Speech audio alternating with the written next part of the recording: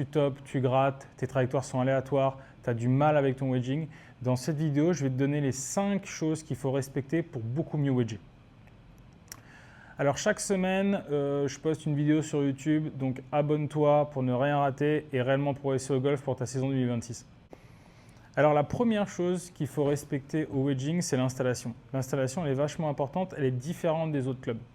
C'est-à-dire que moi j'ai un 52 et un 58, tu peux avoir 2 wedges, 3 wedges, il y en a qui ont 50, 54, 58, voilà, 2 ou 3 wedges, de manière générale, c'est ce qui se passe avec 4 ou 5 ou 6 degrés entre les wedges, pas plus. Idéalement, c'est 5-6 degrés max entre chaque wedge. Okay. L'installation au wedging, elle est assez différente, elle est très importante et elle est assez différente des autres clubs.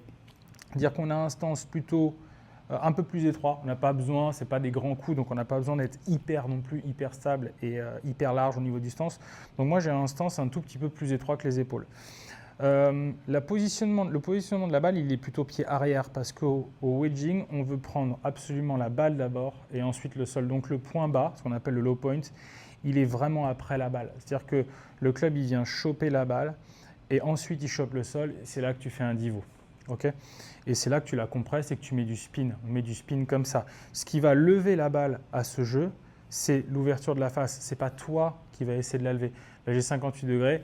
La balle, elle va à peu près partir comme ça. Voilà, juste pour te donner un ordre d'idée, elle va partir comme ça. C'est le loft qui va la monter. Ce n'est pas toi qui essaie de la monter. Donc, très important, l'installation. C'est pour ça qu'on met la balle à droite. Il n'y a pas de problème. Elle ne va pas être basse. Comme il y a beaucoup de loft, tu peux la mettre à droite. Et tu la mets à droite parce que tu as besoin de la prendre en descendant. Tu as besoin de la compresser. Donc, tu prépositionnes la balle à droite pour être sûr de la prendre en descendant. Ensuite, tu vas mettre le shaft un tout petit peu devant. Donc, on a vu, c'est toujours à l'intérieur de la cuisse gauche. D'accord ? Et l'objectif au wedging, c'est de venir la choper en descendant. Donc, le poids, il est un peu à gauche, il est un peu jambes avant. C'est-à-dire qu'on est comme ça, on est un peu à gauche. Moi, j'aime bien, vous avez vu dans les vidéos, j'aime bien les pieds ouverts. Donc, on est un petit peu à gauche et on vient choper la balle en descendant. Donc, préposition, balle en arrière du stance, point un petit peu à gauche. Je reste à gauche, on va dire 60-40 et surtout, je reste à gauche. Je ne vais pas à droite, d'accord ? Je reste ici, je reste à gauche. Dans le swing. OK ? Alors, point numéro 2, la gestion de distance. Comment je gère mes distances ? Déjà, moi, j'ai 2 wedges, un 52, un 58.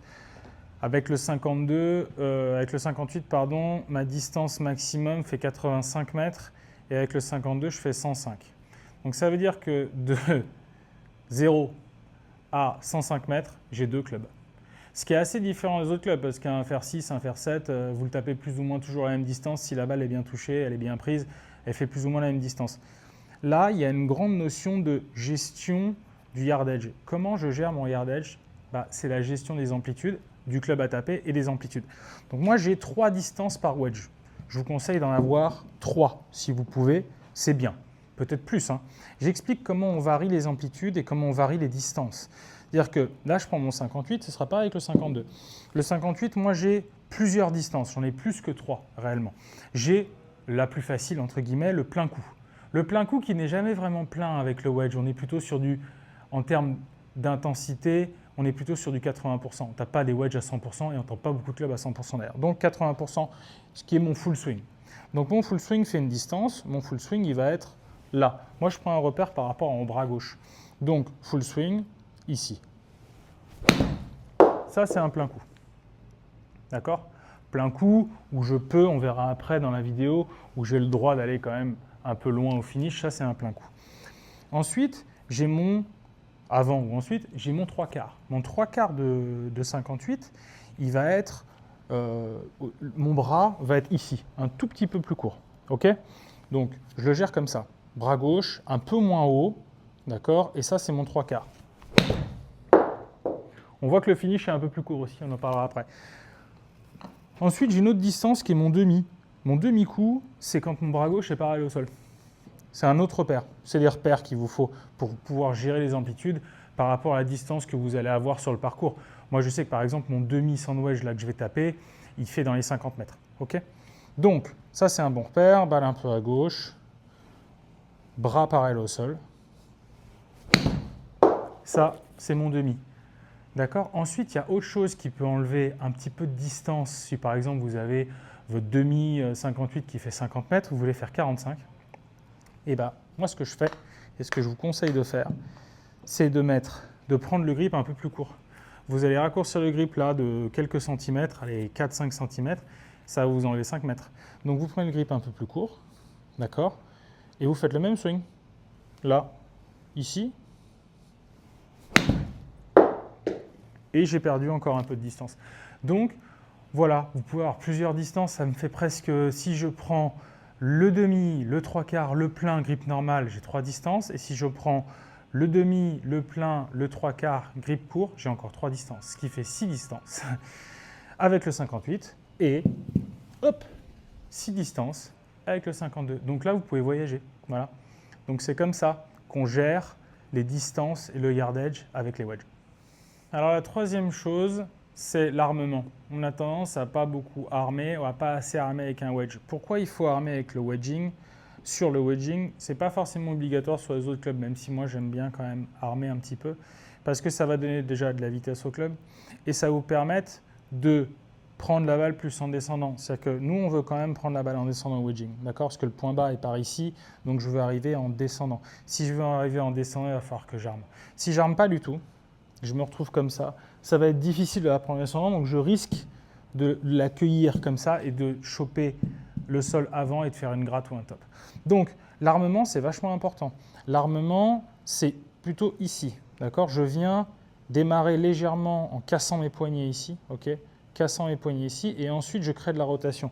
Un bon repère avec sur le wedging, vous devriez être à mi-backswing, vous devriez créer un angle à 90, ici, pour justement pouvoir plus facilement choper la balle en descendant, garder cet angle et prendre la balle en descendant à l'impact. Donc, je viens ici, balle, on a dit petite distance, balle plutôt à droite, et là je viens armer pour pouvoir choper la balle plus facilement en descendant.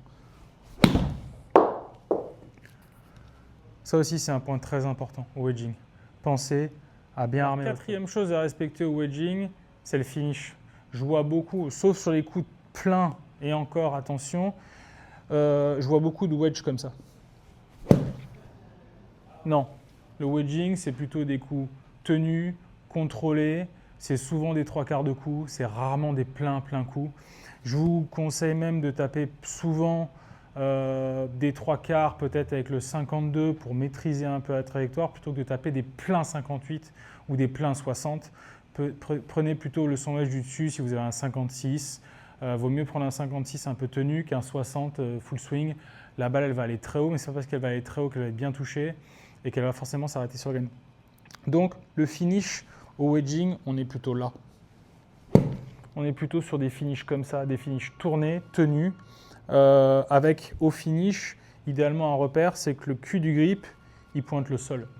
Donc, wedging, le finish, on est plutôt là. Ok, donc toujours la balle, milieu des pieds, plutôt milieu arrière, poids un tout petit peu à gauche, j'arme mon club et finish tenu. Voilà, le finish, on est plutôt ici. Cinquième et dernier point, c'est plutôt une question qu'on me pose souvent, comment je mets du backspin? Ok, alors première chose, la balle. La balle est importante, vous n'allez pas mettre de backspin avec une balle trop dure. Il va falloir vous orienter sur des très bonnes balles haut de gamme si vous voulez mettre du spin. Ensuite, comment je mets du backspin? C'est, je mets la balle plutôt en arrière du stance, voire en arrière plus. C'est-à-dire talon, presque talon droit. Okay, je vais mettre les mains et le poids un peu en avant. D'accord? L'objectif, ça va être vraiment que mon low point, mon point bas, il soit beaucoup plus bas, pour pouvoir choper la balle en descendant, qu'elle chope vraiment tous les stries et c'est le contact avec les stries qui va mettre du spin. Okay, donc, et j'essaye objectivement de la couper un peu plus, c'est-à-dire d'avoir un chemin plus extérieur, intérieur, ce qui ne va pas donner un slice, il y a beaucoup de loft, donc la balle ne va pas bouger, mais plutôt imaginer quelque chose, une trajectoire plutôt de gauche à droite, un peu coupée. C'est ça qui va aussi donner pas mal de spin. Donc la balle en arrière du stance, le poids un petit peu à gauche. OK. Et là, je viens du haut vers le bas en essayant un peu de couper la balle. Et c'est ça qui va donner du spin. Donc, balle à droite, un peu plus à droite que d'habitude, poids un peu à gauche. Et je viens un peu couper la balle en mode un peu comme si je voulais faire un fade. Et là, ça va donner pas même le spin.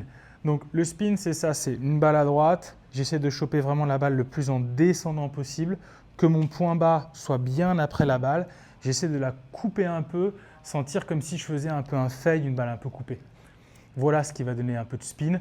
Mais surtout, si vous voulez vraiment donner du spin, jouez les bonnes balles.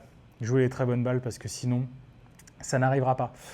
Voilà, pour ceux qui me suivent, vous savez que j'ai un accompagnement à distance ultra personnalisé.